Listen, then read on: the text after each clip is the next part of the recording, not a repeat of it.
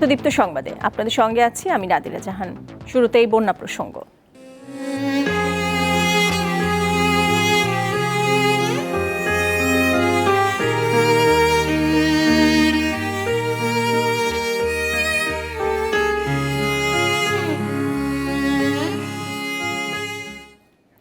বন্যায় দেশের 11টি জেলায় 74টি উপজেলা প্লাবিত হয়েছে। বিপদসীমার উপরে থাকা বিভিন্ন নদীর পানি 9টি পয়েন্টে কমতে শুরু করেছে। পানি কমলেও খাবার ও বিশুদ্ধ পানির সংকটে ভুগছেন বানভাসী মানুষ। লক্ষ্মীপুরের কমলনগরে পানিতে ডুবে মোহাম্মদ হৃদয় নামে এক কিশোরের মৃত্যু হয়েছে। এছাড়া সদর উপজেলায় লাহারকান্দি উচ্চ বিদ্যালয় আশ্রয় কেন্দ্রে আব্দুল মালেজ নামে 70 বছরের এক বৃদ্ধের মৃত্যু হয়েছে। কুমিল্লায় বন্যার পানিতে ডুবে পৃথক স্থানে 2 শিশুর মৃত্যু হয়েছে। কুমিল্লা পানি উন্নয়ন বোর্ড জানায় গোমতী নদীর পানি কমছে, তবে এখনও বিপদসীমার 53 সেন্টিমিটার উপর দিয়ে প্রবাহিত হচ্ছে। দেশের বিভিন্ন স্থান থেকে দুর্গতদের জন্য ত্রাণ সামগ্রী আসছে, কিন্তু পর্যাপ্ত নৌকা ও ট্রলার না থাকায় তা বিতরণ করা কষ্টকর হচ্ছে। সীমান্তবর্তী চাঁদপুরের শহরাস্তিতে বন্যা পরিস্থিতির অবনতি হয়েছে।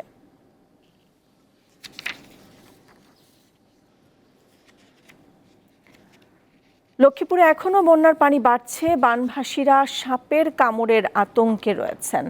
ইতিমধ্যে বিভিন্ন উপজেলা হাসপাতালে প্রায় 80 জন সাপের কামড়ের চিকিৎসা নিয়েছেন। দর্শক, এ বিষয়ে আমরা আরও বিস্তারিত জানব। টেলিফোনে যুক্ত হচ্ছেন সহকর্মী তাপস কুমার সাহা। তাপস, লক্ষ্মীপুরের সার্বিক বন্যা পরিস্থিতি জানাবেন এবং এই যে সাপে কামড়ের যে রোগীরা হাসপাতালে চিকিৎসা নিচ্ছেন তাদের চিকিৎসা ব্যবস্থার কি অবস্থা সে বিষয়ে জানাবেন। জি নাদিয়া, আপনি যেমনটা বলছিলেন, লক্ষ্মীপুরে কিন্তু বন্যা পরিস্থিতি দিন দিন অবনতি হচ্ছে। প্রতিদিনে নতুন নতুন এলাকা প্লাবিত হচ্ছে। লক্ষ্মীপুর জেলার বর্তমানে প্রায় 90% আমরা পানির তলে চলে গেছে। এর মধ্যে গতকাল একজন মৃত্যু হয়েছে। এছাড়া আশ্রয় কেন্দ্রে যাওয়ার পরে এক বৃদ্ধেরও মৃত্যু হয়েছে। এছাড়া সর্বত্র লক্ষ্মীপুর জেলা জুড়ে এখন সাপের কামড়ে একটা আতঙ্ক রয়েছে, সাপের আতঙ্ক রয়েছে। এই পর্যন্ত প্রায় 80 জন সাপের কামড়ে চিকিৎসা নিয়েছে হাসপাতাল থেকে। হাসপাতালে পর্যাপ্ত পরিমাণে ওষুধপত্র আছে সাপের কামড়ে চিকিৎসা দেওয়ার জন্য, যেটা আমাদেরকে সিভিল সার্জন জানিয়েছেন। এছাড়া লক্ষ্মীপুরে আপনি জানেন যে লক্ষ্মীপুরের অবস্থা এতই খারাপ যে বলার বাইরে। এখানে প্রতিদিনই আপনার বিভিন্ন এলাকা নতুন নতুন করে নিমজ্জিত হচ্ছে। বিশেষ করে বশিকপুর, পোদ্দার বাজার, বাঙ্গাকা, লাহারকান্দি, লক্ষ্মীপুর পৌরসভার প্রতিটি ওয়ার্ড এবং সদর জেলার 4টি উপজেলার প্রায় 90% আপনার এই পানির তলে তলিয়ে গেছে। এই জন্য এদের বানভাসী মানুষের জন্য 185টি আশ্রয় কেন্দ্র ও সকল স্কুল খোলা রাখা হয়েছে। রেড ক্রস, রেড ক্রিসেন্ট ওরা কাজ করছে। এছাড়া বিভিন্ন স্বেচ্ছাসেবী সংগঠনও মাঠে রয়েছে। এছাড়া পর্যাপ্ত পরিমাণ ত্রাণ থাকলেও কিন্তু লোকালয়ে একবারে প্রান্তিক পর্যায়ে কিন্তু আপনার ত্রাণ পৌঁছানো সম্ভব হচ্ছে না, কারণ ওখানে যাতায়াতের কোনো ব্যবস্থা না থাকায় ওরা যেতে পারছে না, ওরা ত্রাণও পাচ্ছে না। ত্রাণের জন্য, খাদ্যের জন্য, সুষম পানির জন্য সর্বত্র একটা হাহাকার রয়েছে। দর্শক, লক্ষ্মীপুরের বন্যা পরিস্থিতির খবর জানছিলাম সহকর্মী তাপস কুমার সাহার কাছ থেকে। প্রায় 32 ঘন্টা পর নেভানো গেছে নারায়ণগঞ্জের রূপগঞ্জের গাজী টায়ার্স কারখানার আগুন। তবে ক্ষতিগ্রস্ত 6 তলা ভবন ধসে পড়ার শঙ্কায় ভেতরে প্রবেশ করছেন না ফায়ার সার্ভিস কর্মীরা। ভেতরের অংশ ঠান্ডা করে প্রবেশ করবেন তারা। রবিবার রাত 10:30টার দিকে কারখানাটিতে আগুন লাগে। 21 ঘন্টা পর সোমবার রাত 7:05 আগুন নিয়ন্ত্রণে আসে। ফায়ার সার্ভিস সদর দপ্তরের মিডিয়া সেলের কর্মকর্তা তালহা বিন জসিম জানান, কারখানার ভবনটির ভেতর থেকে প্রচণ্ড তাপ রয়েছে। এগুলো ঠান্ডা করার প্রক্রিয়া চলছে। ভেতরের প্রবেশ করলে বলা যাবে সেখানে কেউ ছিল কিনা। প্রতিষ্ঠানটির প্রধান ফটকের সামনে নিখোঁজ দাবি করা স্বজনরা অপেক্ষা করছেন। দর্শক, গাজী গ্রুপের টায়ার কারখানার সামনে রয়েছেন আমাদের সহকর্মী গৌতম সাহা। চলে যাচ্ছি তার কাছে।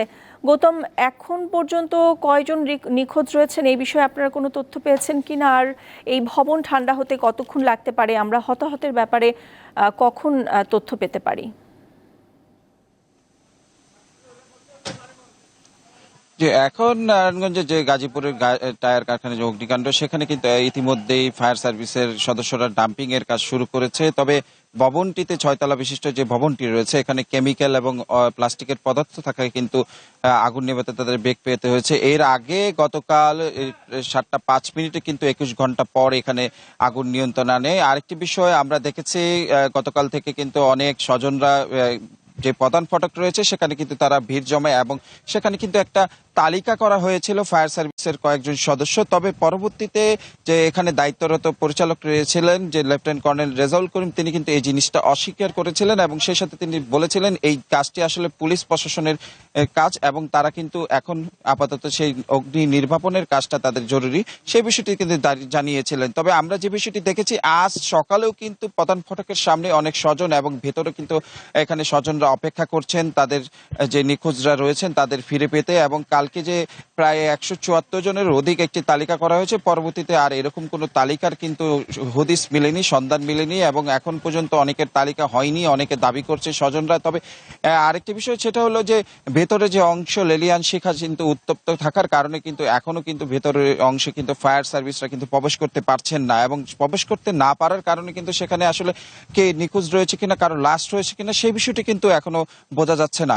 তবে তারা সেই ঘটনাস্থলে প্রবেশের জন্য তারা কিন্তু সেই ধরনের প্রক্রিয়া গ্রহণ করেছেন এবং নারায়ণগঞ্জ সহ ফায়ার সার্ভিসের ৬টি ইউনিট কিন্তু এখানে কাজ করছেন এবং সেখানে কিন্তু তারা প্রবেশ করবেন বলে জানিয়েছেন এখানে দায়িত্বরত যারা রয়েছেন এবং জেলা প্রশাসনের এখানে উপস্থিত হওয়ার পরে কিন্তু তারা ভিতরে প্রবেশ করেন। তারা আরেকটি বিষয় জানিয়েছেন, যতক্ষণ পর্যন্ত এখানে কোনো নিখোঁজের সন্ধান পাওয়া যায়, একটি লাশও যদি পাওয়া যায়, সে পর্যন্ত কিন্তু তারা এই অভিযান অব্যাহত রাখবেন। আরেকটি বিষয় আমরা যে বিষয়টি দেখেছি, এর আগে যে রবিবার 10:30টার দিকে আগুনের সূত্রপাত হয়, এখন এখানে মূলত লুটপাটের একটি ঘটনা ঘটে। পরবর্তীতে একটি দুর্বৃত্তর দল কিন্তু এখানে কিন্তু আগুন ধরিয়ে দেয়। তার পরবর্তীতে কিন্তু এখান থেকে প্রায় 14 জনকে জীবিত অবস্থায় উদ্ধার করে ফায়ার সার্ভিস, সেই বিষয়টি জানিয়েছেন। এবং এখন পর্যন্ত আমরা যে বিষয়টি দেখেছি, এই যে গাজী টায়ার কারখানার প্রতিটি প্রান্তে কিন্তু সেনাবাহিনী, বিজিবি এবং পুলিশের মোতায়েন রয়েছেন এবং আইন শৃঙ্খলা বজায় রাখার জন্য। আরেকটি বিষয় আমরা যে বিষয়টি দেখেছি, ফায়ার সার্ভিসের সদস্যরা কিন্তু এখানে আগুন নিয়ন্ত্রণের পরবর্তীতে কিন্তু নির্বাপন এবং ডাম্পিং এর কাজ চালিয়ে যাচ্ছেন। এবং এই যে আমার পেছনে যে ভবনটি রয়েছেন, সেই ভবনের পেছনেই কিন্তু এখনো কিন্তু আগুনের যে ধোঁয়া এখনো কিন্তু বেরোচ্ছেন এবং সেখানে কিন্তু তারা ডাম্পিং এর কাজ করছেন এবং ভবনটি কিন্তু ঝুঁকিপূর্ণ, একেবারে ঝুঁকিপূর্ণ হয়ে পড়েছে এবং ভবন থেকে কিন্তু কিছু অংশ ধসেও পড়তে দেখা গেছে এবং সেখানে কিন্তু প্রবেশ করার মতো কিন্তু উপযোগী স্থান কিন্তু এখনো তৈরি হয়নি এবং সেখানে কিন্তু তারা প্রবেশের মতো যে ঝুঁকিপূর্ণ যাতে না হয় সেই বিষয়টি কিন্তু তারা কিন্তু দেখছেন এবং তারা কিন্তু এখানে কিন্তু কাজ করছেন। এবং যতক্ষণ পর্যন্ত এই জায়গাটায় ঠান্ডা না হবেন এবং জেলা প্রশাসন না আসবেন, সে ততক্ষণ পর্যন্ত তারা কিন্তু নিখোঁজদের উদ্ধার কাজটা শুরু করবেন না এবং তারা আসলেই কিন্তু এখানে কিন্তু উদ্ধার কাজ শুরু করবেন বলে জানিয়েছেন ফায়ার সার্ভিসের কর্মীরা। এই ছিল আসলে আমার কাছে গাজী টায়ারের আগুনের সর্বশেষ। গৌতম, ধন্যবাদ আপনাকে। হবিগঞ্জের বাহুবলে পাওনা টাকা চাওয়াকে কেন্দ্র করে 4 গ্রামবাসীর মধ্যে সংঘর্ষের ঘটনা ঘটেছে। এতে অগ্নিসংযোগ ও ইট পাটকেল নিক্ষেপে শতাধিক লোক আহত হয়েছে। সোমবার সন্ধ্যা 7টা থেকে রাত 12টা পর্যন্ত দফায় দফায় এই সংঘর্ষ চলে। এতে ধাওয়া পাল্টা ধাওয়ায় মিরপুর বাজার রণক্ষেত্রে পরিণত হয়। পুলিশ ও স্থানীয়রা জানান, উপজেলার মিরপুর বাজারে পাওনা টাকা চাইতে গিয়ে লামাতাসি গ্রামের ট্রেইলার আলফু মিয়ার সাথে বানিয়াগাঁও গ্রামের জহুরুল মিয়ার কথা কাটাকাটি হয়। এর জের ধরে দুপক্ষের লোকজন সংঘর্ষে জড়িয়ে পড়ে। পরে বাহুবল মডেল থানা পুলিশ ও সেনাবাহিনী ঘটনাস্থলে পৌঁছে পরিস্থিতি নিয়ন্ত্রণে আনে।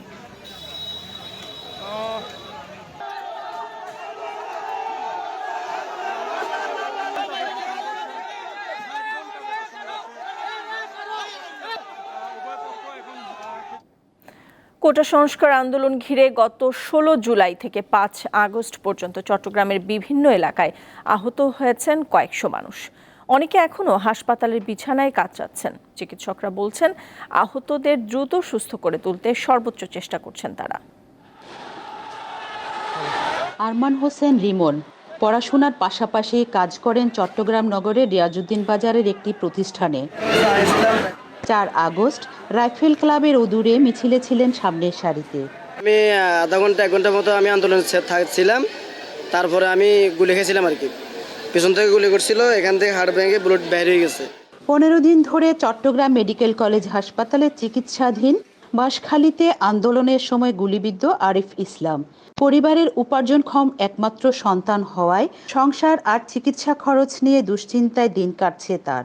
এখন তো গুলিটা বের করতে পারবে না, গুলিটা বের করলে তাহলে আমি ভবিষ্যতে আমি আর কিছু করতে পারবো না, আমার সমস্যা হবে।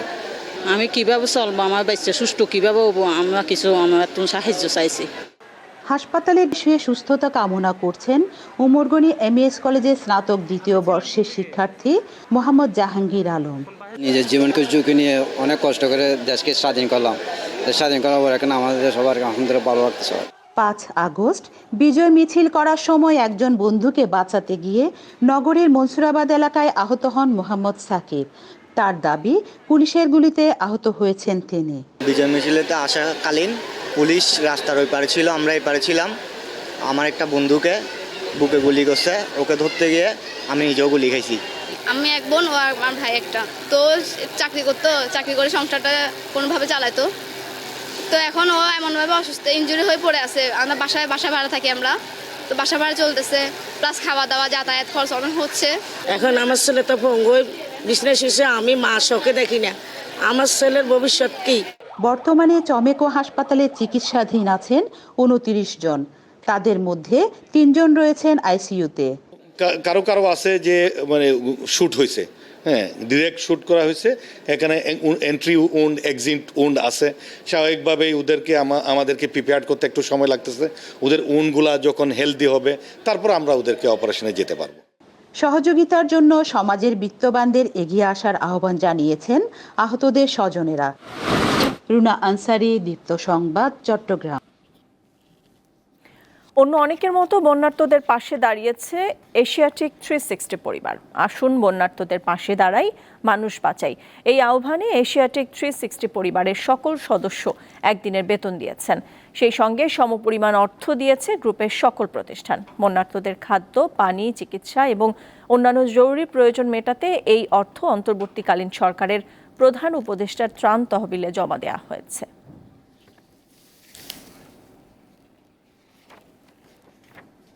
আন্তর্জাতিক প্রসঙ্গ। গেল 2.5 বছরের বেশি সময় ধরে চলা আগ্রাসনে ইউক্রেন সবচেয়ে বড় বিমান হামলা চালিয়েছে রাশিয়া। এতে প্রাণ হারিয়েছে 7 জন। আন্তর্জাতিক গণমাধ্যম জানায় সোমবার ইউক্রেনের অর্ধেকেরও বেশি অঞ্চলে 200-র বেশি ক্ষেপণাস্ত্র ও ড্রোন হামলা চালায় রাশিয়া। এতে কয়েক ডজন মানুষ আহত হয়েছে। প্রতিবেদনে বলা হয়, রুশ হামলায় বিদ্যুতের অবকাঠামো ক্ষতিগ্রস্ত হয়েছে। কিয়েভের কিছু অংশ সহ অনেক এলাকায় বিদ্যুৎ বিভ্রাট এবং পানি সরবরাহে বিভ্রাটের খবর পাওয়া গেছে। ইউক্রেনের বিমান বাহিনীর কমান্ডার টেলিগ্রামে জানিয়েছেন, রাশিয়া 102টি ক্ষেপণাস্ত্র ও 99টি ড্রোন গুলি করে ভূপাতিত করেছেন তারা। বাংলাদেশের বর্তমান পরিস্থিতি নিয়ে যুক্তরাষ্ট্রের প্রেসিডেন্ট জো বাইডেনের সঙ্গে কথা বলেছেন ভারতের প্রধানমন্ত্রী নরেন্দ্র মোদী। এ সময় বাংলাদেশে দ্রুত স্বাভাবিক অবস্থা ফিরে আসার প্রয়োজনীয়তার উপর গুরুত্ব আরোপ করেন দুই নেতা। সোমবার রাতে নিজের এক্স হ্যান্ডেলে বাইডেনের সঙ্গে আলাপের বিষয়টি নিশ্চিত করেছেন ভারতীয় প্রধানমন্ত্রী। এ সময় ইউক্রেন পরিস্থিতি সহ আঞ্চলিক ও বৈশ্বিক নানা বিষয় নিয়েও দুই নেতা কথা বলেন বলে জানান মোদী। এক্সে ভারতের প্রধানমন্ত্রী আরও লেখেন, বাংলাদেশের পরিস্থিতি দ্রুত স্বাভাবিক অবস্থা ফিরিয়ে আনার পাশাপাশি বাংলাদেশের সংখ্যালঘু, বিশেষ করে হিন্দুদের নিরাপত্তা নিশ্চিত করার বিষয়েও আলোচনা হয়েছে।